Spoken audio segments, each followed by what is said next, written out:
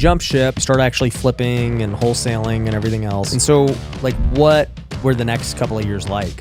They went fast. They went really fast. Basically what happens is I'm looking at the business and then I see a need and then I'm like, dude, I can't keep doing this. I had the idea of Lead Kitchen. You were one of the first people to hop on. You're like, I'll try it out. Like, let's see what happens. Tell me about like what it's been like now with just this whole new model. Yeah. What's going on, well bidders? Today, I've got a guy doing over 30 deals a month right now with this new cash flow 2.0 method I've been promoting. He is already on pace to have his best year yet. I got Dakota Bailey. What's up, man? What's up? Dude, it's been like a couple of years since you've been on. Yep. So it's good to see you back. Yeah, thanks for having me, man. Yeah. So for those who don't know, Dakota's also the sales training coach at Wealthy Investor. And so you've helped a lot of people over the years, man. Yeah. That's pretty crazy. I don't know if you know the story behind how that happened too. Brian just one day was on stage. He's like, and Dakota's going to be the new sales trainer. I was like, okay, I guess I'm the new sales trainer. And then I was like, I'll figure it out. Yeah. I mean, I want to talk about how your business has got to this point where you're doing so many wholesales and novations and you still flip, you still buy rentals and stuff. But, you know, I just remember you were one of the first all-stars back in 2020. And I remember you were all about rentals and buying these cheap little, you know, Midwest homes that a lot of people want to buy. Yep. Like, what has your journey been like from that point? Man, so when I first started in the program was probably 2020, and I was still in car sales then. Oh, yeah, I forgot about that. Yep, so I was still selling cars. Everybody was telling me to quit. Brian was on the phone with me. He's my accountability coach at the time and just saying, hey, dude, you got to quit, you got to quit, you got to quit. And my mindset was always, dude, 100K, 150K a year is like, dude, that's a lot of money in Indiana. And I grew up super poor, so I'm like, I can't lose this. So that was my mindset then. And then I was like, all of the local millionaires, they all did it from just buying $7,000-$10,000 properties. They're just pieces of crap. Honestly, they were slumlords, some of them.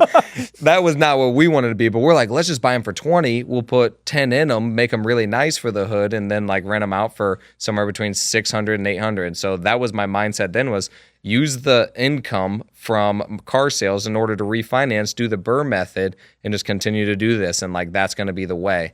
And it was working okay. It was just slow. It was hard. It was a lot of work. And then at the end of the day, after we started seeing the numbers, because in the beginning, you don't really know because you don't have a good enough sample size to see how are these rentals actually performing.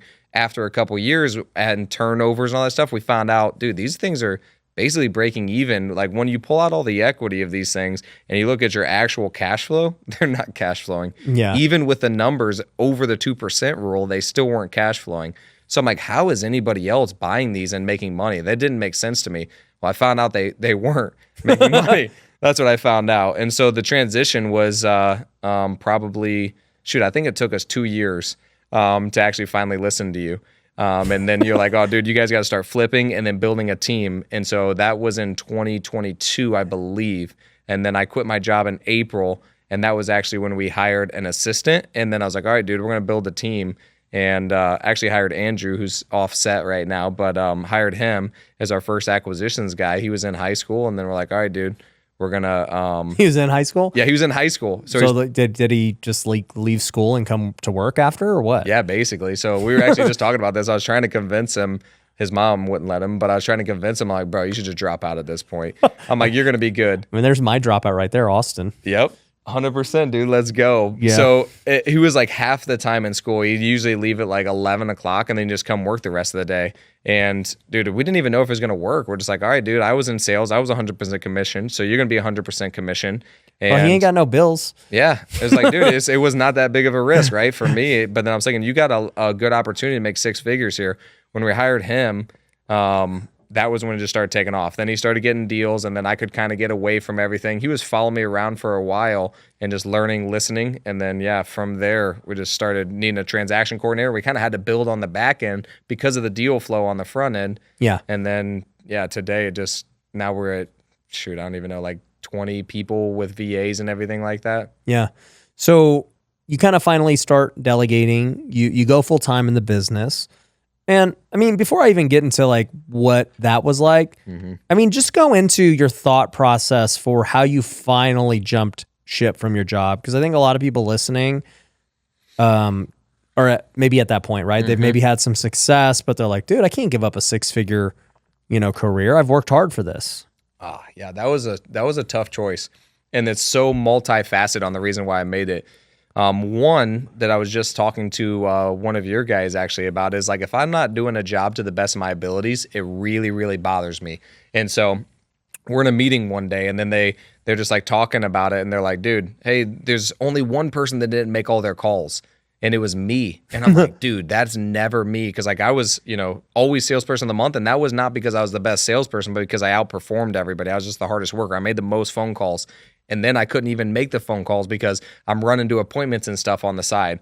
So that was a major deciding factor. The other one was I also had to leave to go to the bank to sign some refinances. And I felt like I was like leaving the dealership. Even though I sold enough cars, I made my own schedule. It still felt weird, like I shouldn't be doing it. And I'm like, this is annoying. I'm going to make more money for my future.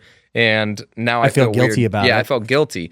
And then the last thing was just my ability. I believed in my abilities enough to know that if I didn't make money for a long time, I can move money around like no other in order to make this work. Like I'm pretty strategic with moving money with like credit cards or like lines of credit, like all of this different stuff. I just knew I could survive with no income for a while just because of like my trust in myself and my ability to make money and then move it around. And so that kind of convinced me, all those things of like, all right, dude, this is going to be good. And I know I'll figure it out. Yeah. So you jump ship, start, hiring people and figuring out like how to go about this business full time. You start actually flipping and wholesaling and everything else.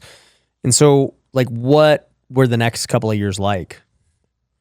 They went fast. They went really fast. So as soon as we hired Andrew, then we just started like, I think we were averaging somewhere around like 3 to 5 deals a month as soon as we brought him on. Because I told him, I'm basically like, dude, if you don't get 3 deals in a month, then we don't need you. We don't want you to work with us at all. And so he took that really seriously. I think he got like 3 in the first couple weeks.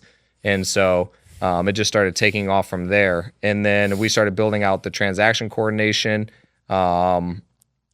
Basically the back end, which it took a lot of work just because flipping is a lot of processes and systems in order to build in the back end. And you convinced us to keep flipping instead of going more wholesaling at that point because properties were getting bid up like crazy. Yeah, the market was different. Yeah, the market was so different back then. And so we'd think we're going to make 30. We ended up making 50. Yeah. And it kept happening. And so then we just kept building the back end.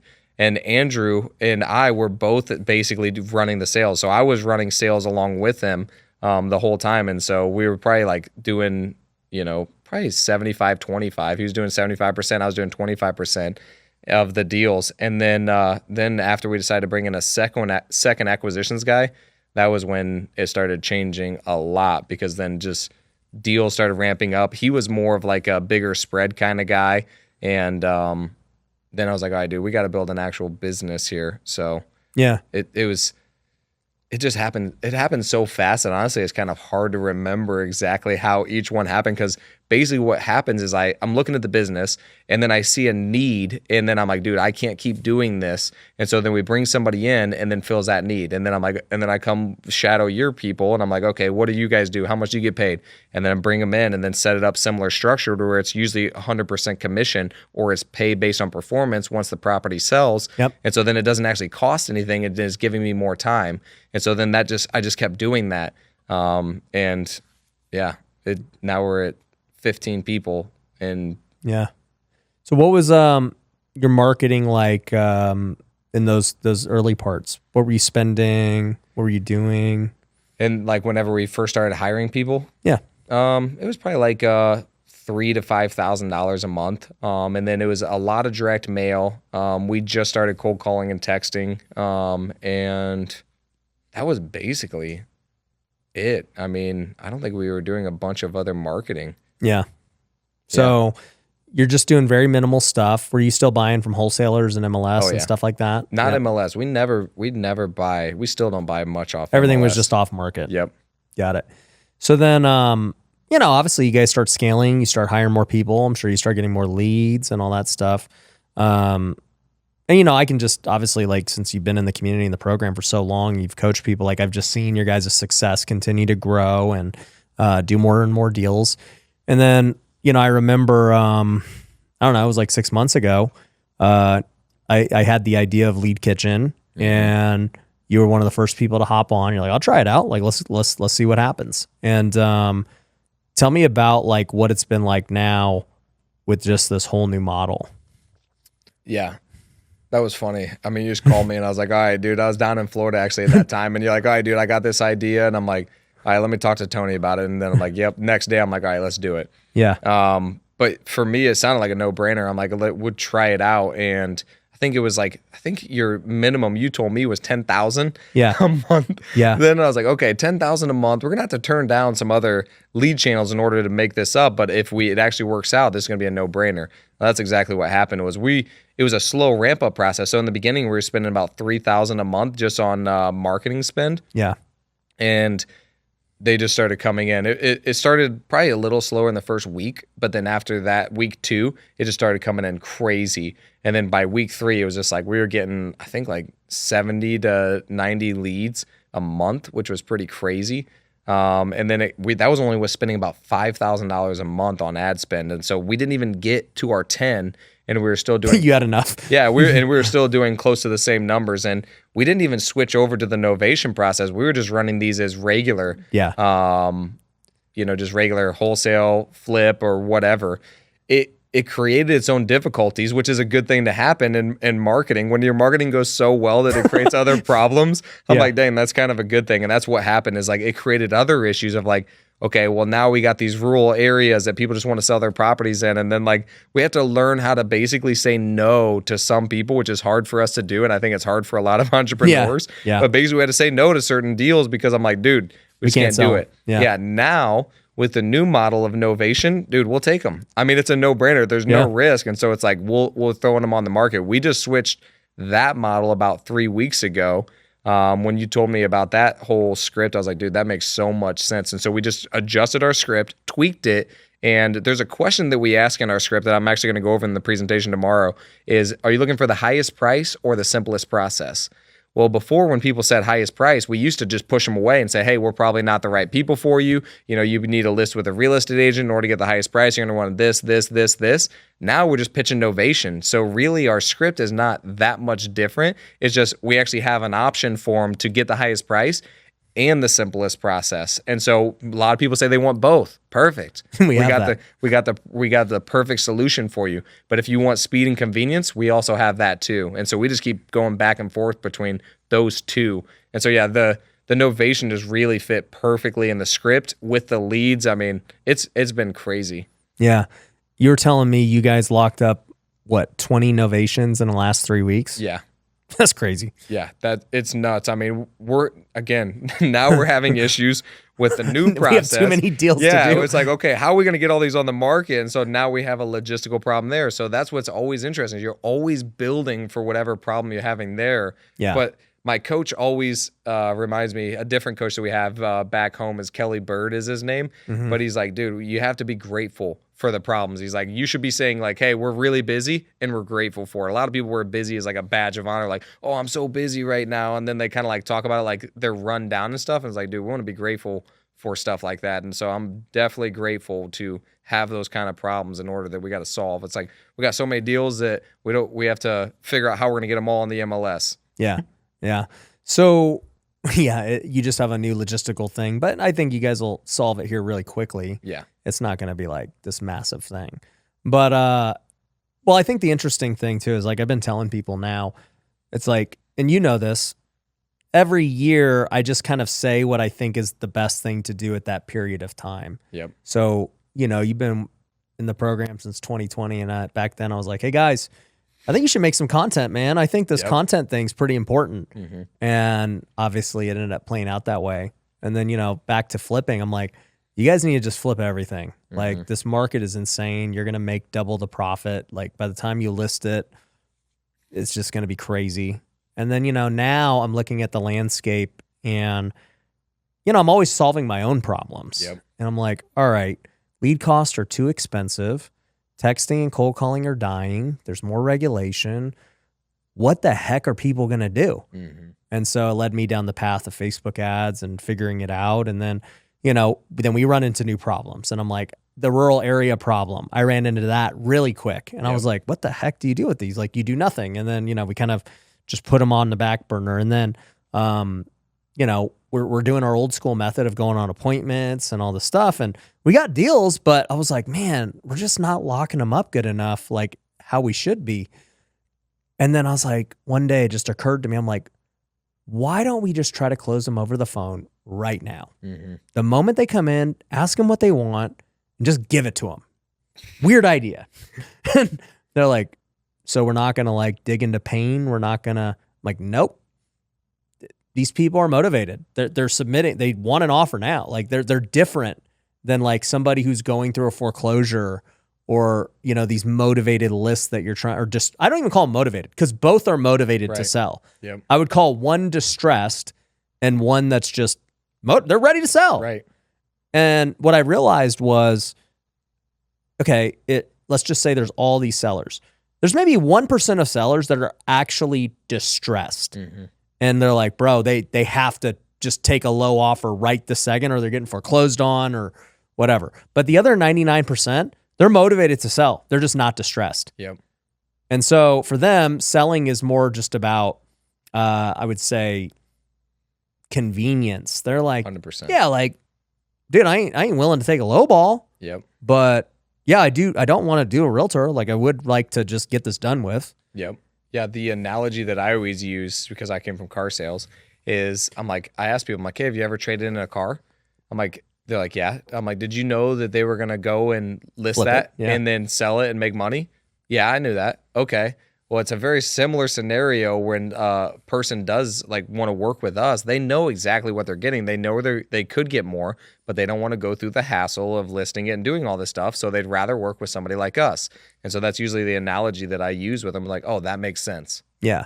Like we don't run this business to lose money. Yep. There's got to be some spread for us too. Yep. And yeah, the biggest difference is like they came into the dealership in order to trade in their car. And it's very similar to where it's like, it's a way easier conversation because like you said, the motivation, whenever you call in distressed people, that's the hardest thing with new salespeople too, is like, they know the house is in foreclosure, but if the other person does not admit it, it doesn't matter. Like they could be motivated on paper, but if they're not even saying it or filling out a lead or anything, they're like, nope, I'm not selling it. And like, they're not motivated. They're not motivated. So, yeah, they're distressed. Exactly. They're distressed, but they're not motivated. Yeah. Motivated is more important. 100%. They say yes. They raise my hand and say, yes, I want an offer. Yeah, exactly. And that's what I tell people. And I think bad wholesalers are going to fall by the wayside, especially because they're all going after the same people who are distressed, not motivated. Mm-hmm. And they're unwilling to spend on, you know, inbound leads and everything else. So everybody and their mom pulls a list. They try to cold call. They try to text. Everybody's fighting over the same batch of sellers who everyone knows or in foreclosure on, right? Yep. But then there's just this open ball game that nobody is like going to, of just people are like, yeah, dude, I'd take a cash offer. I mean, just like make it worth my while. Don't try to like screw me. Right. Just figure out a way to make it a win-win. Yep. And that's basically like where these people are. 100%. And they want it quick. Yep. They don't want to like play games and be like, all right, you know, let me talk to you for 40 minutes and wear you down. Mm-hmm. let me go and check out the house. They're like, bro, just like, let's just do this. Yep. Yeah, I think our average time in order to get a contract like actually signed is around 15 minutes. Yeah. And so a lot it's of insane. Yeah, I tell people that. They don't believe it. Yep. I'll say everybody thinks it's like they got to sit there and talk to him for 30, 45 minutes about all this stuff. I'm like, dude, they don't even want to do that most of the time. Like our average call, a long call will be 20 minutes. That's a long call. We don't even we don't hold people to talk time KPIs anymore. Because we used to, right? Like that's like, oh yeah, like let's get our talk time up and everything. But it's like, we're trying to close it in less talk time. Yep. So why would we like hold them to a talk time statistic? Yeah, that I don't understand why people did that either, because they're sitting there talking about nothing. I'm like, dude, redirect the conversation and keep them on track. Well, I would actually prefer you talk less and just qualify quick. Right. And it's like, all right, like this is not going to be a deal or it is going to be a deal. Let's move on to let's just talk to as many qualified people as possible. Yep. And then let's close those people as fast as possible. Yep. Like that would be the best process. 100%. But I think it's interesting too, because you did a lot of cold calling text messaging. You guys still do it because you had a team built out. But like, how have you seen the sales cycle differentiate? Oh man, that's a tough one. I mean, it's definitely obviously shorter, and the not going to the appointments is way better because I mean, whenever you go to an appointment, you set an appointment, it could be 3 hours later, and then still they call back, hey, somebody else ended up offering me more money. It's like, I know. what? How did that happen? Yeah, I'm like, did you just call somebody and say, hey, they offered this, and like you were just waiting, like using our offer against us? And so that's been a game changer, just locking it up on the phone. And then we just have a contingent on a walkthrough. And so it's like, dude, if anything changes, you're not putting yourself out there where you're at risk, but now you got it locked in. So that's been a game changer. I mean, the whole process and Novation in general, obviously, the whole thing's switching. So I can't really speak to Well, I guess what I'm talking about is lead source. Lead source. Like right now, I mean, obviously we're talking about the lead kitchen leads that are converting super fast, but you still get cold call and text leads. So what would you say the conversion time is on those? I mean, texting's pretty freaking quick, honestly, because we're outreaching to them and we're texting them, and then usually they say yes, we have the VA send it over right away, or they're calling in. So it's usually pretty quick, and we don't spend a lot of time on that. It's always just finding them at that right time on which they want to sell right there, which is usually the hard part. But are you still running? You're now running those people through the same pitch, right? Oh yeah.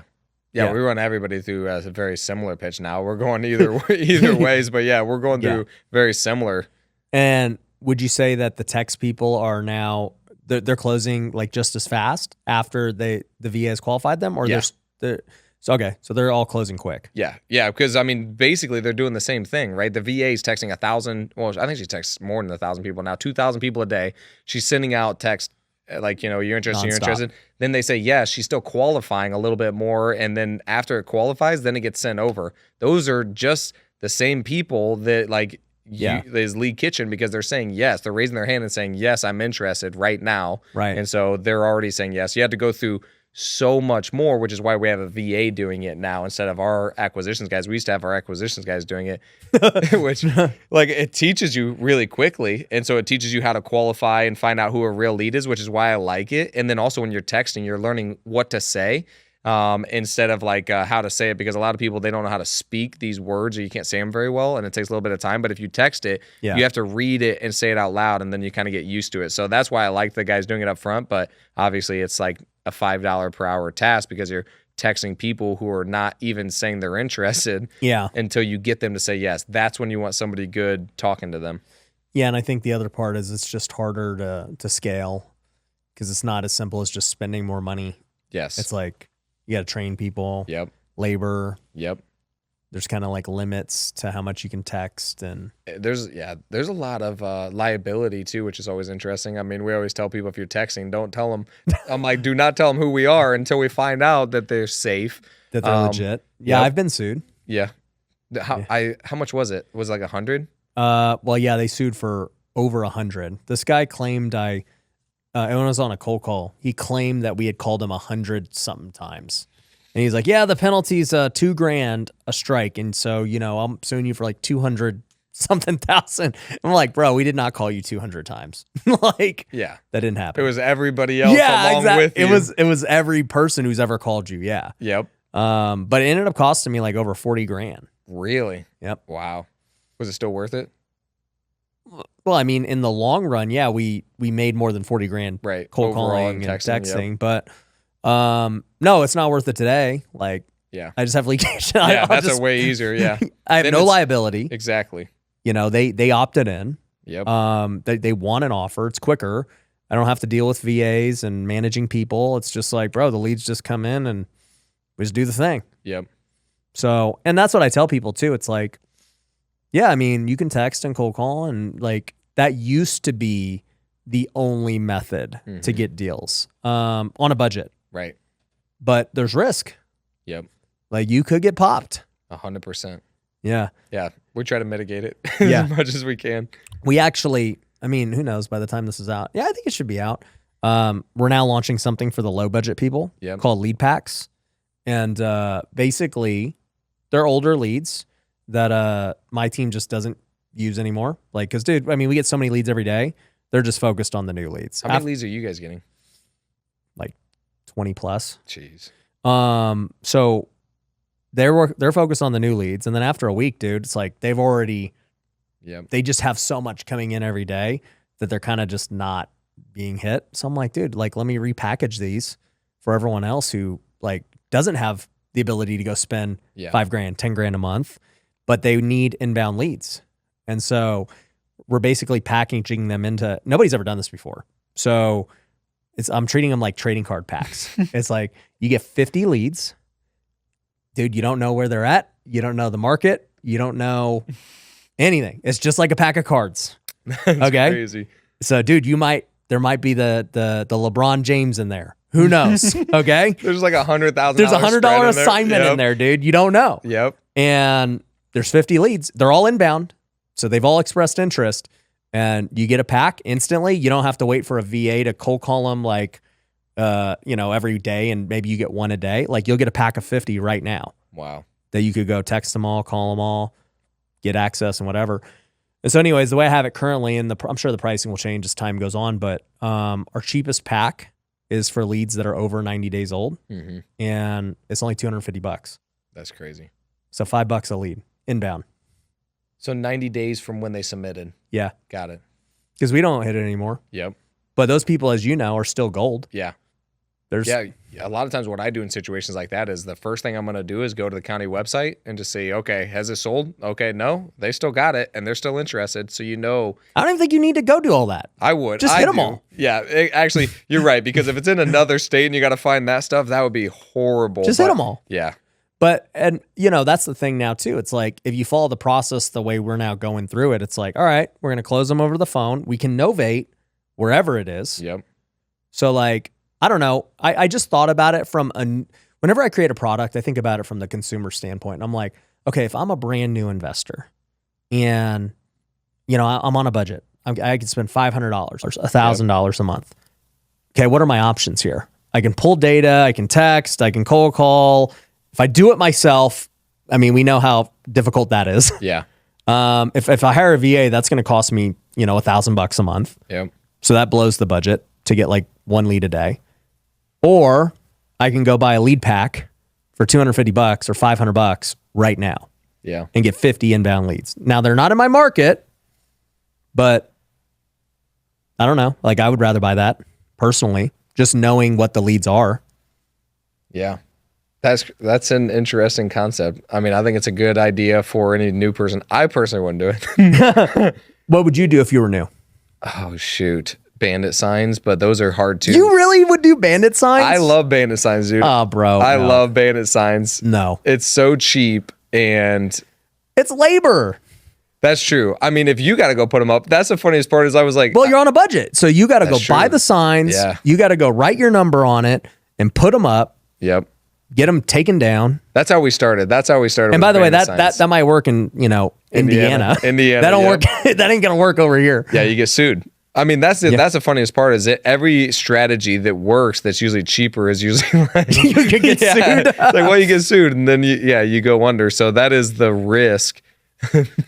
Well, and like, the thing too with cold calling is like, it's good to cold call and get your reps in, but like you'd never talk to anyone. Yeah. You're just kind of on the dialer chilling, hoping somebody answers. And then, 9 out of 10 don't even give you the time of day. Exactly. So you do have a conversation with one person, Yep. Who's interested. Yep. But with this, it's like, you're going to get 50 people who were interested. Yeah. That's true. You got a lot. You're going to develop your skill set a lot more, which is a lot way better. quicker. Yeah, because that's the biggest thing that's difficult for people to learn is the difference between an actual motivated person and not, because then they're so used to getting turned down 9 times out of 10 that anybody express any kind of little tiny bit, they think, oh, that's a deal. And it's like, no, bro. No, it's still not. And by the way, 90 out of 100 of those are not going to be deals. Exactly. So you need to talk to 90 more. Yep. And so, yeah, that is a good point. You would develop more skill set because they've already filled out a lead, because anybody that fills out a lead, I don't care where they're at. More. Yeah. And now you have the ability to novate and sell nationwide. So it's like, to me, if I was starting out, and I'm biased, but it's like, dude, if I had $500 and I can go get 50 or 100 leads that were inbound. Yeah. Dude, I'm going to test my luck with those. And I'm at least get my reps in. Yep. I mean, you're definitely learned really good. Yeah. And you're going to get one. I mean, I would think you would definitely get at least one deal. And then if it's a novation, I mean, you should make at least 30,000, I would guess. I mean, our average novation, actually, I think our average novation is somewhere around 17.5 or something like that right now. yeah. So, Yeah. Well, and, look, if you got one deal out of a $500 pack, you killed it. Yeah, 100%. And then you got the money for marketing to actually pay for some legit marketing. Well, and that's kind of the point, right? It's like, this is a great way to get started. Yeah. So you get started and you buy some packs and you get a deal, and then boom, just upgrade to do what you do. Yep. What I do. We'll start running ads in your market, exclusive to you leads, all that. Yeah. But I don't know of a better way to start. Yeah. I mean, I think that makes a lot of sense. Yeah, I would say anybody that's about to spend money, though, like I always tell people with Lead Kitchen, like they need to make sure that they got their CRM and back end figured out because, dude, you'll blow through money. Yeah. That's any marketing. Well, it's just, I mean, like I said, it's a double-edged sword. It's just too many leads. It's like you get so many leads. It's like you have to be, if you don't call a lead, that lead is worthless. So it does not matter how many leads you get if you don't call them. So make sure you can call them because you will get so many leads. They're like, and they're legit leads. Like they're legit leads. Yeah. Well, and that's what I say too. Like even with lead packs, it's like if it's like even an interesting idea for higher end client. Like you don't need more leads, but like let's say you were in California, right? Your leads were more expensive, and so maybe you're only getting 1 to 2 a day, right? Lead packs aren't a bad way to like keep your sales team busy too. Yeah, and just get them more leads, and like you could supplement. It's like, all right, the sales team kind of doesn't have a ton of. All right, I'll buy a pack, and then they're not in your market, but if you're getting good at closing over the phone, it doesn't matter really where your market is. Yeah. And then if you can novate, you can make it happen. Yeah. I think it makes a lot more sense for the new investor for sure. I think like if I was thinking about, I don't know, you can poke holes in it or tell me if I'm thinking differently, but I would think, okay, like let's say I bought a pack. I'm like, dude, now I got to figure out how I'm going to get the agent, what person I'm going to have listed, and then like, because you're in a whole new market and all this stuff. Yeah, exactly. Yeah. So I'm like, man, the logistical nightmare that I would have to go through in order to figure out the new markets, I think would be so difficult for me that now, like with the way that it's set up, it literally is just like. Well, I'll tell you, it is more difficult, but we do it because we have all these SEO leads from everything we do at Lead Kitchen. Yep. So we get all these overflow of just out-of-state leads. So we work them and we lock them up, like literally what I'm talking about. And then, we have to, on the back end, find buyers in those markets. But, like if we can novate, then all we got to do is just find an agent. And most of the time, so we have a flat fee brokerage that can do like 20 states. Dang. So like we don't, like we just list it instantly. So that's why I say like on Novation, it actually is not that hard. Where it gets difficult is if you don't have Novation, then you got to wholesale and, you got to find buyers, right? So we have Investor Lift. We can do cash buyer list on Wealthy Deals and stuff. So like overall, like this model wouldn't have been possible 5 years ago. Yeah. But you can now do it this time. Yeah. But I agree though. Like I don't think if you're already spending and you're in your market and you already have enough lead, like you wouldn't. No, you shouldn't do it. But dude, if you have $500. Yeah. I think the new people, I think now that you explain it that way, I think it is a no-brainer because they're going to get the skill set. There's going to be a deal. There's going to be a deal in 500. There's just like, I would think there just has to be on an inbound lead at 500. If you're reaching out to them the way you should be, there's going to be a deal there. Yeah. You just have to, and even if you suck, at least you're actually getting on the phone with sellers. They said, I want to sell my house. Yeah. Yeah. I think that's a no-brainer. And again, whenever they do close a deal, then they're going to be able to spend more money on marketing, on legit marketing. By then, hopefully their skill set would be better. So I think that does make a lot of sense. I think it would be difficult for somebody who's already got their whole entire stuff built out. It would be difficult. Well, those people who already got it built out should just buy the normal Lead Kitchen. 100%. Like, they shouldn't be buying that. Yeah, no question. They should just go into Lead Kitchen right away. And dude, honestly, we're looking at like maybe turning down some other marketing stuff because it's just not working the same. So it's like, dude, I think we might turn some off and then just raise the Facebook and Instagram ads because I mean it's been crazy. Yeah, we spend about $30K right now. Yep. I think we're right around 35 on everything, but that's, I think only 10 is allocated towards lead kitchen. Yeah. And so, TV, are you still running TV ads? No. Okay. So yeah, we got TV, which is about 5,800, somewhere around $6,000 a month.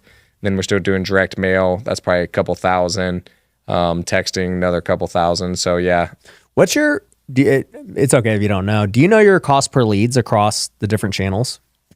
Not across the different channels. We have an average. I do have it in a spreadsheet, but Tony's actually the one that keeps track of that. I think our average cost per lead, it's been pretty low, honestly. It's right around $150. Yeah. So I would guess, because if I remember your market, you're around like $100 with lead kitchen. Yep. And I would guess TV is probably double or triple that. Mm-hmm. And then your texting and everything is far lower. Yep. Your texting is probably like $30-$40. Yeah, but it's interesting though with texting is like it's $30-$40 for texting specifically, but then how much was it to pull the big list, right? So yeah, you got to pull the data, skip, pay the VA. Yep, and so that's where like more of the expense comes in, which I don't think people always look at on the KPIs. It's like, okay, this list we have to allocate towards a lot of different things, and like whether or not we did text, whether or not we did cold call or direct mail, like that same list, that whole just pulling that still costs that amount, and so. When I'm like, dude, if we're going to pull this big data, we need to hit it every single possible way we can because the hitting it is not as expensive as the whole list itself. Yeah. So you're not like pulling foreclosure list. You're just pulling the whole data set and hitting everyone. Yeah. As far as I know, Tony does all that stuff. He pulls all the lists, but I'm pretty sure we're pulling some big lists now because like you said, the sales guys need a ton of leads. They need so, leads. Yeah. So like we have to just pull basically just big data now. Yeah. You're talking about the stuff seems to not be working, some of it. Why do you think that is, just for people listening? You mean for the advertising and marketing? Yeah. Dude, I'm the sales guy. I'm usually not the marketing guy. That's a tough one. So I guess it's just intuition. So I could be off, but man, why is it not working? I have the answer. I just was curious if like your opinion on why because you're in your numbers every day. Yeah. I've not really thought about why it's not working. I'm thinking about what we're going to do in order for it to work. And so then I'm just like turning different dials down or changing them. But I've not really thought about the marketing specifically. So yeah, what's the answer? Well, I just think that marketing ebbs and flows, so it's like when I was doing TV back in 2020, when I first started, like nobody was doing it. Yep. And then I did it for a few years and basically had the pie to myself. Yep. And then other people catch on and, things pop up and people are like, oh, okay, let me just start doing TV and blah, blah, blah. And then it gets more competitive. And then, I look up and it's 2023, 24, early 24, and I'm seeing there's 4 other commercials now. Yep. And you're like, all right, this makes sense. Why cost her up? And then just cost her up overall, period, with everything. Inflation, marketing cost, attention is getting more and more expensive. Yeah. So I think that's part of the reason. So I always look at competition. If more people are coming in, then it's going to go up. Yep. And then I just look at, are there any hard costs that are making this go up? So in TV, the hard costs went up of like, they were just charging more per ad and there's more competition. And then like direct mail, right? Like a stamp and a letter cost is going to go up. Yep. With cold calling and texting, I think the cost goes up because the carriers are blocking more. Yep. Right? Like it's just way harder to get a hold of somebody. So it's like you got to make twice as many calls for what it used to be. And they're making you put in that blurb like, oh, this is the company. Like there's so many more requirements. Yeah. The interesting thing is though, like I was actually going to mention this earlier. It's so difficult for me because my personality type is like, I'm more the kind of person that's very habit and like I create a structure and then I just want to keep running it. No. And so like when you told me about flipping, I'm like, okay, we're going to create a process, we're going to create a system. And then like, I just want to run it for as long as possible. And like, that's how I became successful, was just like doing the same thing that everybody freaking hates every single day, like all the time. And so like creating that in every area, and then you have to shift it so fast. I'm like, you shift a lot faster, I would say, than what I usually do. Cause I usually just stick with stuff, which is a strength in some ways, and then it kind of sucks in others. And so that's what's difficult for me is I usually just add on stuff. So I'm like, okay, this marketing's working, just add it on, just add it on, just add it on. Instead of turning dials, I'm just more add it on and just keep it all, going the same way. And so, like you have some consistency. So what would you say, like, is the difference between consistency and then looking at the data and doing what makes sense? Like, how do you have both sides of that in your brain? You know what's funny? So when I was filming with Ty Lopez yesterday, he had said something that I never heard before. He goes, a failure is simply an experiment or a test that went on for too long. So essentially, we always have to be testing new things. That's how you stay relevant. That's how you stay on top of the game, right? I can't figure out all these new ways to innovate unless I'm constantly testing and failing. But it's only a failure the moment you just keep doing it when it's already showing it doesn't work, right? And not only does this happen with new things we want to do, but it also happens with things that we've had. So let's say you have an employee who isn't performing. If you continue to just let them not perform, it now becomes a failure, even though maybe they were great for a long period of time. But just because somebody's great for a long period of time doesn't mean they're going to continue to perform at a high level. Now, you might give them more leeway to get their act together, but at some point, enough is enough. And the same thing is true with marketing and social media and, a strategy. And even like, Ty said this too. He was like, I'm constantly testing new ads and different things. And he's like, we found one that was great. It was crushing the others. Like, if the baseline was 1X over here, I got one that was a 4X. It was killing it. But he's like, but I still knew like we hadn't quite optimized it. And so I kept testing against it. And the 4X kept winning until we found one that got an 8X. Wow. And he's like, the 8X obviously now is the winner. And we had to keep testing iterations of it. He's like, but had I just been satisfied with the 4X, that would have been it. Right. And so I think that people who are like at really high levels are constantly testing ways to even make something great just crazier. And so that's kind of like what I was telling you maybe even a month ago was you're already having great success with the sales process and everything that you had been doing. And I'm like, hey, I want you to try this new way of doing it, even though you're doing great, because it's working better than I've ever seen.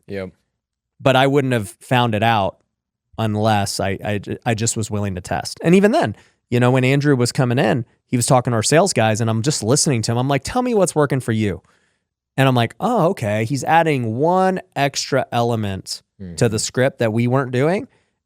And now I want them to test it.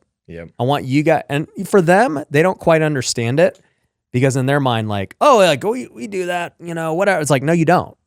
You need to do it every time. You've done it when a seller makes you react that way, but you're not doing it as part of just how we operate. Like if a seller, your intuition tells you a seller might want to not do a novation and do cash, then you're doing it, but you're not presenting it this way every single time. 100%. Yeah, it's very important to sales to not be biased or to feel like you're being pushed either way. Give them options, and then you're just going based on what they say and then saying, hey, I got this way. Oh, I got this way. And then going back and forth is basically what we usually teach because that's something I teach very much in sales training is like our goal is not to push them anyway. It's to help them make the best decision of whatever they're saying that they want. And whenever you're doing that, man, you can close a lot of deals. Because you're literally letting the person kind of guide it, but then you're actually the one guiding it. But they feel like they're in control because you're just listening to what they say. But Andrew's a killer. So it's just like you have to constantly be tweaking and testing all the time. I'm thinking about this podcast. How could we make it better? Or events. How do we tweak little things to get it to the next level? Because the moment you stop innovating and the moment you just think you got it all figured out, that's the moment, you start your decline. And it may not happen for a while. You might be able to ride it out for however long, but then somebody else will come along and just take the cookies. Because like I even think about what we're talking about now. Like think about right now your competition in Indiana. Like most of them don't have the same leads you have. They're definitely not following the same sales process. And so when you guys both talk to the same seller and you're over here offering them $40K more and you're able to still make money, what do? They're toast. It don't matter. Yep. Because you figured out a new way to do the same business that just destroys them. Yep. Yeah, 100%. I mean, yeah, I didn't even think about that. I mean, usually what I think about is, oh, well, our sales guys are so much better. But when we're better and you can offer more, oh man, like it's a no-brainer. Because we've had a lot of people. I mean, it's very similar to Michael's script. Hey, a lot of people want to work with us. We're just not able to come to an agreement on price. That's a no-brainer because everybody does. Like in Fort Wayne, we're like one of the biggest buyers in Fort Wayne. So people do want to work with us. Yeah. But if we're not the highest price or we're not there, then they're like, oh man, we had to go with this other guy. Yeah. And it's probably not going to be as great of a process because they don't have the systems built out. Well, remember, like, we wholesaled you a deal in Fort Wayne. Yep. Because we got it from Lead Kitchen before and we just locked it up. And I was like, bro, it works. Yep. We just sold you one. Yep. But it's like, imagine if we came into your market and we could be any competition and you didn't know about this Novations and way to do it. And all of a sudden we're just out here offering crazy money. And then I'd be like, what? These guys can't pay you that. Yeah. And then you're seeing them close and you're like, what the heck is going on? Yeah, it's funny because my mind would probably go to the similar thing that I was thinking with the rentals. I'd be like, oh, dude, they're losing money on these. Yeah, and we're just laughing. Yeah, I'd be like, dang. We're just like, yep, we're losing money, man. Yep. Just, you keep doing you. Yep. So I think it's important to always be just thinking about the next thing. 100%. It's such an interesting concept, though, because I think about the opposite to it. Again, it might just be my personality. I'm working to be more innovative, and I'm still like data. Data obviously helps me to make better decisions. That's why I like, honestly, hearing and I'm like in the coaching program, because I'm like, all right, dude, you just tell me, and then I usually implement afterwards because that's usually what I do more. And so, and what happens in Vegas usually comes over to Indiana, so it's really nice. But I just think about it in the sense of like working out. How long do you have to work out for until you see anything? Because you don't see anything in the beginning, but then you keep working out and you have to consistently do it. And so that's just the kind of mentality that I get into, is just doing the same thing. Even if you don't necessarily see the result, just keep doing what works. Same thing with sales. I was not a good closer in the beginning, but I'm like, dude, I'm going to keep doing this. I'm going to keep practicing until I get good. And so the things that got me to where I was at are the same things that I kind of have to like let go of. Yeah. Well, like do this in some sense and let go of another sense of like, you have to let go of like not innovating and like not doing the same thing that you've always done, because I usually just want to set things and just do the same thing over and over and over and over and over. Like I'll eat the same thing every single day, like literally just so I don't have to make as many decisions, because then it gives me more time to like go and maybe that's what it is. Experiment in these other areas, but then you keep your constant. So how much do you keep constant, and then how much are you actually changing over here to innovate then? Yeah. I'm guilty of being the far end of that, where I'm just willing to just flip the script today. But now I'm getting better at trying to keep like a consistent baseline, and then having my little play area of R&D. Yep. And just testing over here. And then if it works, all right, let's now revamp this process now that we've tested it. So that's been a new thing for me, but I enjoy testing new things. Yep. Like I get fulfillment out of it. I get fulfillment of figuring out a better way to do something. And yeah, I mean, not everyone's like that. I mean, at the end of the day, it's like you said, just let me make all the mistakes, and then you can just follow after I already wasted all this money and time trying new stuff. 100%. I like that a lot more. Yeah. But, like I said, there's also advantages to being a first mover, because you try things. And I mean, here's the thing too, like when you try things, you just have to already know going into the mindset that it's probably not going to work. Yeah. I remember Davila and I were talking about this, we were thinking about hiring this guy, and it was $20,000 a month to do some marketing for us. And he's like, do you think we should do it? Like, whatever. I was like, well, odds are it's probably not going to work out, but we should try it. Mm-hmm. And he was like, wait, what? Why would we do that? I was like, because I think regardless, we're going to learn a ton by trying it and going through it. And, in my mind, the way I looked at it, I was like, best case, it does work out and we're just murdering it and it's going to be great. Worst case, it doesn't work out, but I'm going to have learned something that I did not know before. Yep. That's going to really pay dividends down the road. Yep. And that experience literally, I can now say, led to Lead Kitchen. Wow. And building all of our own stuff.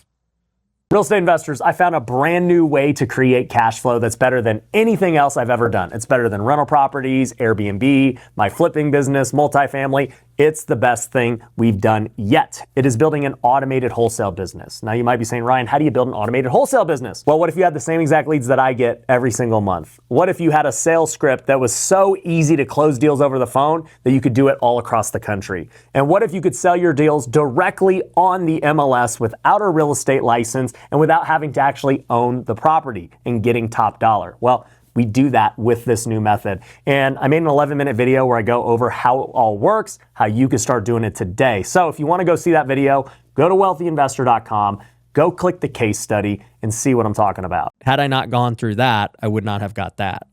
And so though it could have looked like a failure because it didn't work out like I thought, Right. I had to try it to find the success. Yep. Dude, I mean, that's how every marketing that we've ever done was like, well, we don't know if it's going to work. And I don't know. It's such a hard, so Tony's more of that mindset. And so like, that's why me and him worked very well as a partnership, because he's more like that. I'm more like, I want to win every time, 100% of the time. You're like, I only want to play against high schoolers all the time. Exactly. Yeah. I want to be like, you play sports and then you don't play against the best people, or you don't want to be the best person on I want to be the best person on the worst team. Yeah. So I always get the ball. That's what I like, You but then, you don't want to move up a level. Exactly. When I'm the worst person on the team and I never get to play, we're winning everything, but I never play and I didn't contribute at all. I'm like, that kind of sucks. Yeah. But I will level up, and I know that I do level up. And so like, that's something that I have to remind myself of too. But I like to win all the time and only win. And it does feel like that. But again, if I'm put in a situation, then I'm going to, how can I make the best of this situation too? Yeah. So that's what's nice about, hey, try this out. All right, I'll try it out. And then I'm going to make the best of whatever it is. And that's the thing, right? You don't want to like always lose either, because Yeah. then you're going to feel like a failure, and Yep. nobody likes that. So I think like, having that baseline where you're winning, keep that going. And then, constantly try new things that could potentially take you to a whole new level. 100%. Maybe once a week, play with the big boys Yep. and see what happens. But don't play there all day, because you're going to get beat up, and Yep. you're going to be like, I don't even want to ever be a part of that. And a lot of people are, by the way, that is a lot of people's story. They try something new. They jump in with the big boys, and the big boys could be the Goliath, the thing in your life that like, all right, dude, I'm going to try starting a business. I'm going to try flipping a house. And then you fail. Yep. And you're like, this doesn't work. Yep. It's like, no, dude, you just, you failed, but you got to go try again. Yeah. But, go win over here doing what you were doing, but don't stop trying. Yep. You got to keep testing. 100%. It's so funny because like that's actually what this eagle represents. And so an eagle is considered like an apex predator. Okay. And so basically they fail 9 times out of 10 though to catch their prey. And so there's a leadership seminar that I went to that basically they're reminded of like, how many times are you not going after what you actually could because you're so scared to fail, but you could still be considered one of the apex predators if you just win 10% of the time. And so that's what's a reminder for me of like, put myself in situations that I can fail, because I've not done that a whole lot. I'm more like, nah, I only want to win, but I need to get myself in situations where, dude, I could fail, I could mess up, and yeah. Yeah. And it's not easy, because, also too, as you keep moving up and you keep doing more and more tests, like your failures get bigger. Yeah. It's just like, well, dang, that didn't work out. That sucks. How much did you spend before you figured out like the Facebook and Instagram ads? Oh, at least $100,000. Yeah. That's crazy. Yeah. Like I knew that I was onto it, but I just didn't understand how to work them properly. Mm-hmm. So like, the first 3 months, I spent like $100,000, and we ended up like making it back after a long period of time to like break even. But one, we didn't realize how to lock them up properly over the phone, one call close. We didn't know anything about Novations. We didn't know how to deal with all these out-of-state deals and what's the proper way to handle them and dispo them. And, you just don't know all these things. Yeah. And we laugh about it now, because it's like, all right, we wasted all that money, but we figured out how to run the marketing. We established that it works in every market. We just didn't have the market expertise. So then we start doing it in Vegas, and, we're doing great. And then all of a sudden, we start getting nationwide leads again. And now we know how to close them. You know, we just closed one for like 60K in Brenham, Texas. Novation. Wow. And it's like that same deal 6 months ago, we wouldn't have made that. We just wouldn't have known what to do with it. Yep. And so, yeah, dude, you just have to go through the headaches Yep. to figure it out. And now, I mean, like I said, the good thing is, you know, it's like we can fast track it for people because we already made all the mistakes. So now, you know, if somebody joins Lead Kitchen today, they have such a huge head start than when you started. Yep. Because even then we were figuring it out because you were one of the first clients. And so like you said, the lead costs were weird. And then all of a sudden it kept getting better and better. And then we'd show you a new way to close. And then it just keeps getting better and better. Yep. So like we had people churn out throughout that process who couldn't stick in with, you know, waiting for it to play out.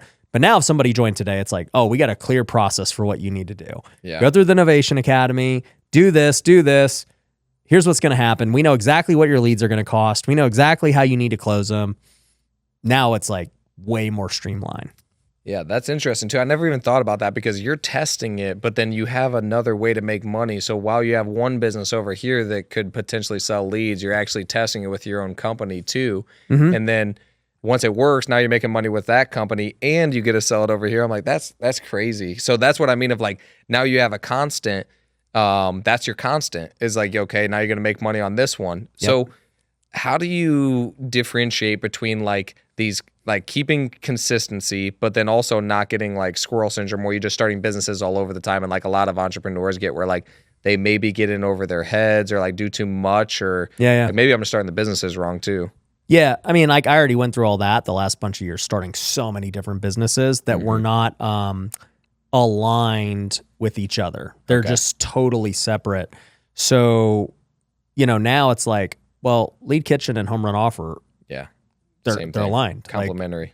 Like I need both to work because one complements the other, and Wealthy U is the same thing. They're all very aligned in what they do. Whereas before it's like you got all these different industries and all these things going on. So now I got to use all my brain power to solve this problem and this energy, and then this one and this and this one and this. And then it's like, holy crap, this is like none of it's aligned. Yep. And every business, like you said, has problems that you have to just solve every step of the way. As you keep getting to a new level, you solve a new problem. And then imagine doing that 10 different times for 10 different things. Yeah. And it's a lot. But when everything's in sync together, then it gets easier. Like I never planned on making Lead Kitchen. It wasn't like, I was just trying to solve Home Run's problem of that lead costs are getting out of control. What do we do? How do we still be profitable? Because like we know that really wholesale fees and flips and stuff, like margins haven't changed over the years. Like wholesale fees still been 15 grand, 20 grand. Like if you look at the nationwide average, even though housing prices have risen, wholesale fees haven't really changed. Right. Flips, flip profits maybe have gone up more than wholesale fees, but still, it's relatively unchanged the last 5 years, especially with the down market. Like people were making way bigger fees when the market was appreciating. And it was luck. It wasn't any of that.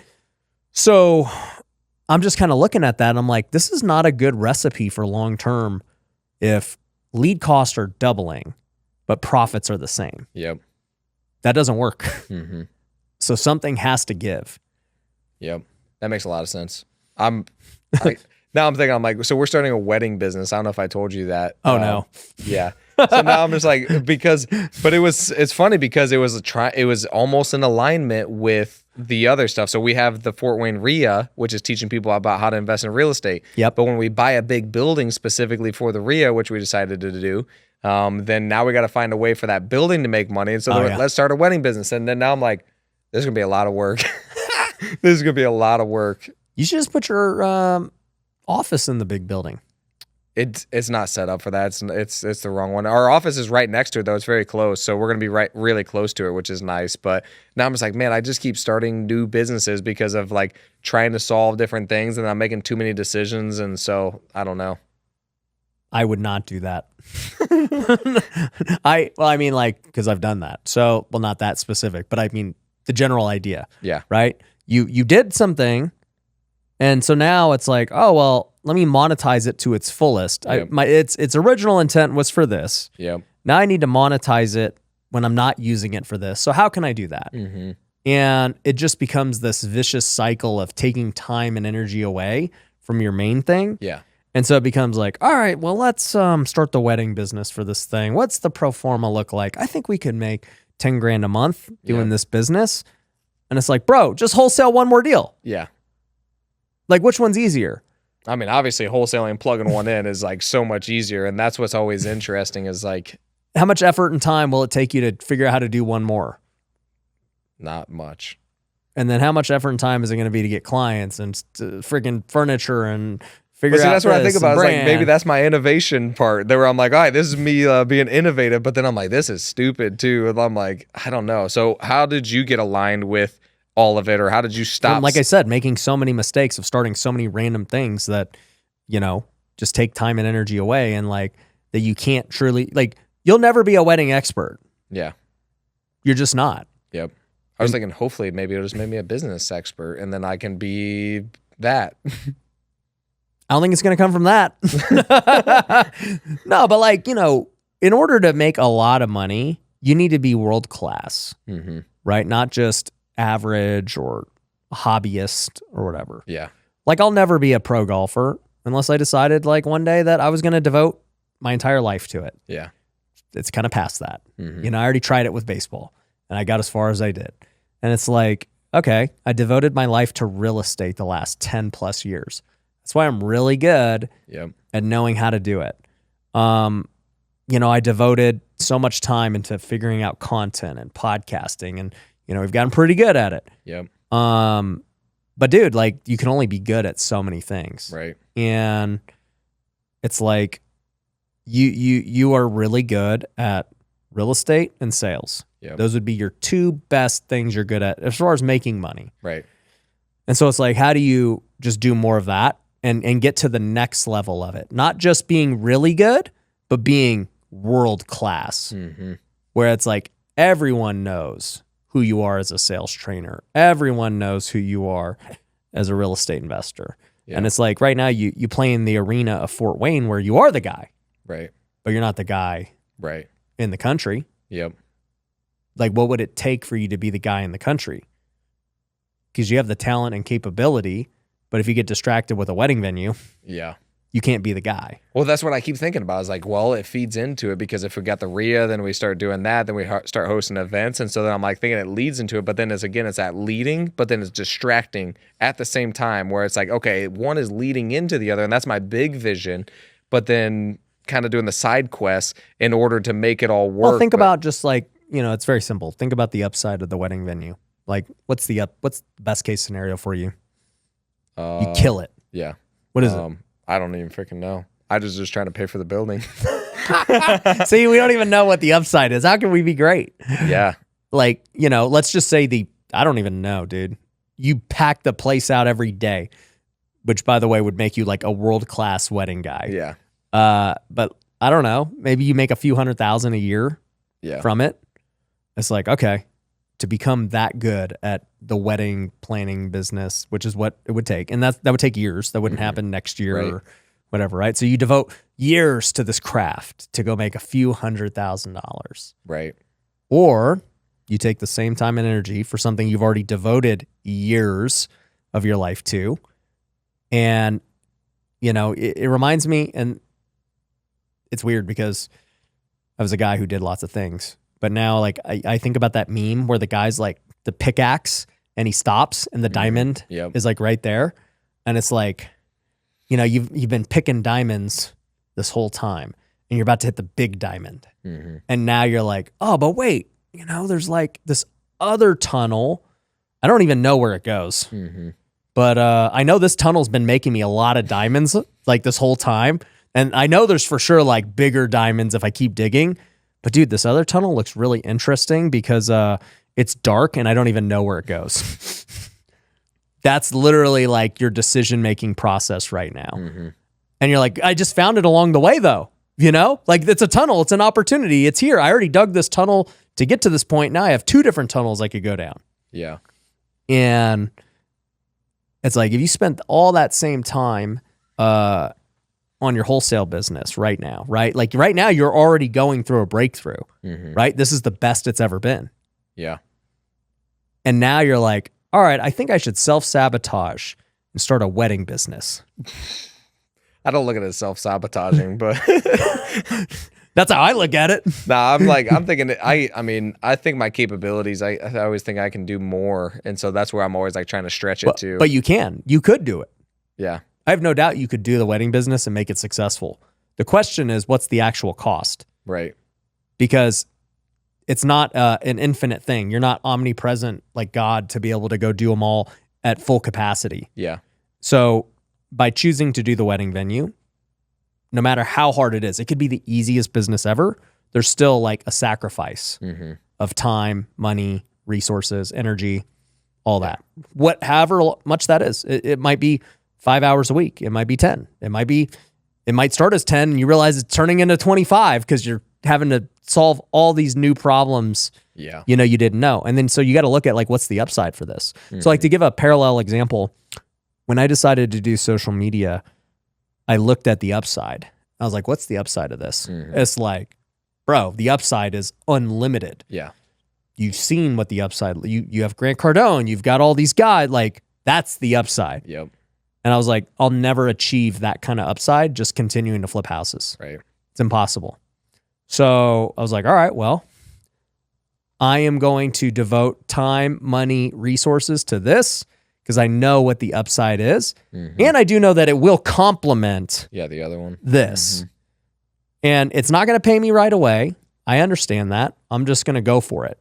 And then obviously it's been worth it. And it will continue to be worth it. I'm not even close to like what it could continue to be.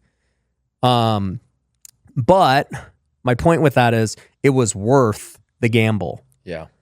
This wedding venue is not worth that. There's no upside. Like it is what it is. Yeah. You're just trying to pay for the building. Well, tell me if my thinking's off then here, because this is the way that I kind of like work. My mind is weird. So what I do is I get myself in these really tough situations, and then that's when I get really innovative in order to figure them out. I'm like, you know what I'm going to do is I'm going to make myself suffer by having this suck really bad, having to work crazy hours, and then what I'm going to do is then I'll let go of some stuff, and then it kind of makes me automate in different areas. Like that's literally what I did that's how the business kind of grew to where it is. I'm like, I'm in situations that I don't like, I'm not enjoying, and I'm about ready to give up. I'm like, you know what? Why don't I just let this person make this decision? I'm like, oh, this is nice. Okay.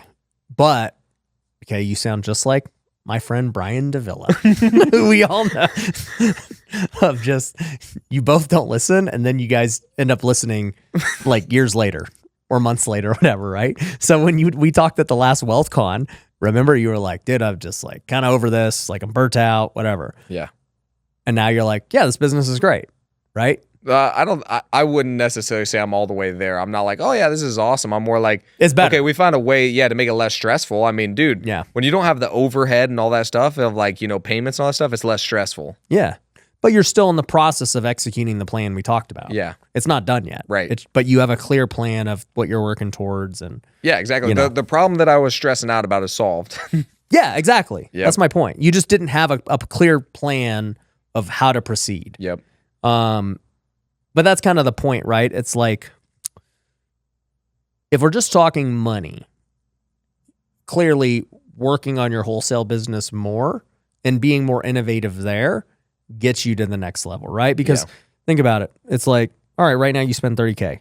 Let's just say you spent all that time and energy on figuring out how to build a sales team that could support $100K in spend, right? And then, you got your dispo team and everything else. But, you'd have the money to actually go spend it. You just know you don't have the back end right now to support that.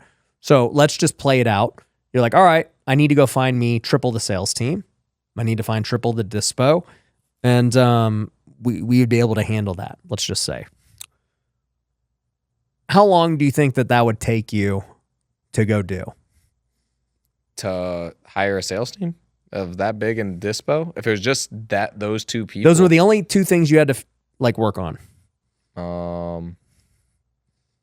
Probably max of 3 months. Okay. So for the next 3 months, you really just recruit hard, train, get people up to speed. ramp up your spend as you're doing this, right? Now that let's say they're not going to be as good because they're just starting out. They're not going to be as good as the existing team, but still good enough, right? Yeah. So all of a sudden now, let's say you're spending $100K, but now you're going to like at least double your revenue. Mm-hmm. Maybe get, obviously the goal would be to get to triple. So it's like you just increase proportionally. And it's like, how much more money would that make you per month? And you said it should take you about 3 months. Yeah. So it's interesting though, because I don't think about it necessarily just in money. I guess I do think about it in the sense of that would suck for me really bad on making that many decisions on the way that I have it structured. And so that's where I'm like, maybe I do have to get myself in situations like that to structure it differently, because I'm like, dude, that would suck for me. I'm underwriting every deal. I'm making decisions on every deal. Well, yeah, with new innovation comes your role's going to change in this whole thing, right? You're like, okay, well now I need to get an underwriter. That's part of this new plan of my recruiting. Like, because the way you do is you work backwards. Yep. You're like, okay, we want to make $500,000 a month. We need to get this many leads, this many sales guys. Okay, what are some new problems we'll face? Well, we're going to need an underwriter to help all these sales guys, all right? We're going to need another transaction coordinator to help with this. What else do we need? Well, we don't need any more money. We don't need any more contractors. Other than that, we now need me or whoever it is to just kind of oversee the whole operation and make sure that, it's functioning the way it needs to. You'll probably need somebody else now to take over sales. So you need a sales manager. And then you'll probably need somebody who's like a dispo manager to make sure deals get to the finish line. And then your job is now the business owner to like oversee the whole machine. Yeah. What do you look at though when like I've gotten to a point now where I'm like, I don't have a crazy lifestyle. That's enough money. Yeah, my money's fine. Like I don't really care if I make a whole lot more money, honestly. Like so then that becomes right.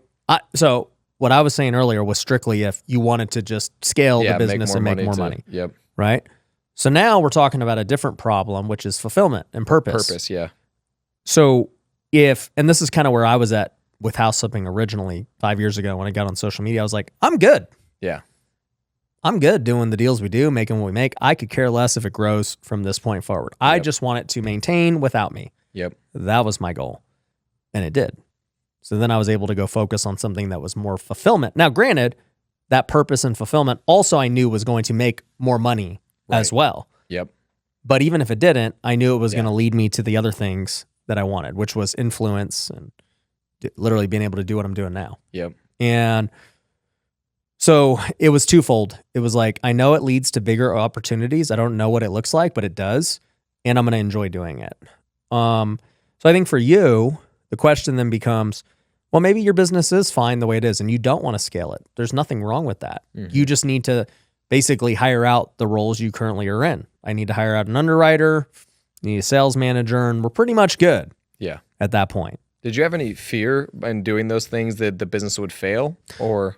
At that point, I had already had pretty good experience with delegating out. I had built the brokerage and I wasn't like involved. The tax company, I wasn't involved. Like, even, the house flipping, I wasn't like super involved even at that point. Yeah. Like I delegated it pretty good. Okay. So I was already like looking for something to do. Yeah. I was like, I have a lot of time. What should I do? Mm-hmm. What's the best opportunity now? And I think that that's really the goal for every business owner. You want to build a business to get back your time. Mm-hmm. And once you have time, then you have freedom and choice to do what you want. Yeah. And it's at that point, because like really if I was to reverse engineer life and business, what we really want is freedom. Mm-hmm. Financial freedom, not have to worry about our money and our bills and keeping our lifestyle to where, our cash flow exceeds our lifestyle by whatever margin we want. Yep. Freedom of time, which is what I'm talking about now. If I want to go golf, if I want to, we went to the Elevation concert. If I want to go do that, if I want to go to Ty's house yesterday, I just want to be able to do what I want all the time. And I want my business to still function without me being there. And guess what? I'm gone a lot doing random things and we still function just fine. Yep.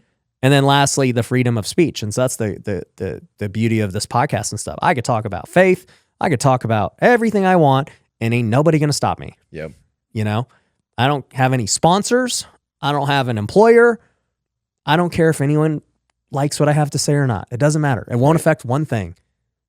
And that's like really what freedom's about. Yep. Because, you know, I got a lot of really successful friends who don't have that. They're making a ton of money. So they have financial freedom. They don't have time freedom because they're out working all day, every day. They have to go speak at 1 million events. And I'm like, bro, we should do that. And it's like, no, man, like the schedule's packed for the next 3 months. And I'm like, you definitely don't have time freedom. And you already made it. And then, you know, freedom of speech, it's like, dude, you know, they're worried about their brand image and what they can and can't say and this and that. And I'm like, bro, I ain't trying to live like that. Yeah. That's exactly the way I don't want to live. So how do you avoid that trap then? Because like I'm always trying to maximize what I can do, my potential, like my purpose, and I want to get on every stage that I possibly can. I mean, I don't know how many times you've asked me just like, hey, dude, can you do this? Yes. Like I just automatically want to do it because the opportunity's there. Yeah. But then at some point you got to say no. Well, it's just like deals and money and everything else. If you have so much opportunity, then you can say no to everything. You're like it's like the investor who, the new investor who they hear the first seller who's like, yeah, give me an offer. You're like, yes. Yep. And it's like, but if I hear 1,000 sellers a day, right, and I'm like, nah, they ain't. Yes, doesn't. That one's that. Yep. Let's do that one. Yep. And so, you know, it's just what we're all looking for is options and freedom. And so I think like with your business, you're at the point now where you have options and freedom and you have a choice on what you want to do with it. Yeah. Do you, you know, fully delegate it out and like kind of just let it be what it is? And then you now use your time to do other more fulfilling interests. And by the way, it could just be interesting. Like maybe you really are like, bro, I just want to do the wedding business just to prove to myself that I can be an entrepreneur in other ways. Right. And I don't think there's anything wrong with that. My point is just if it's about money, because you're like, I'm just looking for a way to pay the building. Right. That's a dumb reason to do it. That's basically the reason that I thought of initially. I mean, I think that's basically the only reason. Well, that's not a valid reason to do that because time-wise and commitment-wise, you can go make way more money just staying focused. It is kind of fun, I guess, too. Like I love finding new creative ways. Yeah. If there's a hobby element to it, if there's a purpose element to it, then you could do it. Yeah. There's nothing, not like, you know, for Wealthy Kingdom, right? It's like, I put so much time and energy into those events and money and things. It makes me nothing. It's like, but that's not what it's about. Right. So there's nothing wrong with, but the only reason I have the choice to do that is because this is automated and delegated out. If it wasn't, I don't have choice anymore. It's like, bro, I got to work 50 hours a week and I got to do this thing. And like, I don't have the time to go set this other thing up. Yeah. Yep. I think that's what I got to do with the flipping businesses, get it more automated still, which I've been working on for 6 years, but as it's doing it, it just keeps growing and growing and growing. And then like, that's the biggest hardest part for me is like, I paint such a big vision with these people that I also like, I kind of promise them like, hey dude, we're going to go big. And so then it's based on where they're at, how much they want to make. And then I want to help them. And so then in order for that to happen, we got to keep growing. And I think I got to, again, I've learned this. I got to start thinking more like a coach and putting the right people in place instead of thinking like a player where I'm like the lead player kind of where I'm just like, all right, guys, let me give you a good layup or something like that. Yeah. That's all it is. Yeah. And right. And like, you know, at the end of the day too, right? Your vision is going to be whatever it ends up being. Don't let anyone else influence where you want to take your life and your business, right? So it's like, yeah, we want our employees to grow and, you know, be able to fit their vision and our vision. But there might come a point where the role is what it is. Yeah. And, you know, they have a choice to make now. Do they want to pursue something else but that is the cap of that role. Yep. And I've had that happen. And it's like, I'm not going to change my vision to fit somebody else's. Yeah. Like my vision's already massive. Yeah. And it's like, I'm not going to, like, dude, if you got a better opportunity, by all means, try it out. But what I found is there's not that many great opportunities in the world right now, you know, with this economy and everything else. Like it's a lot harder than people realize. And so, you know, for me, it's like, all right, bro, like, hey, if that's what you want to do, like, I ain't gonna stop you. Yep. you know, like, and also too, we have systems and processes and the ability to recruit. So it's like, I'm not worried about filling the position either. Right.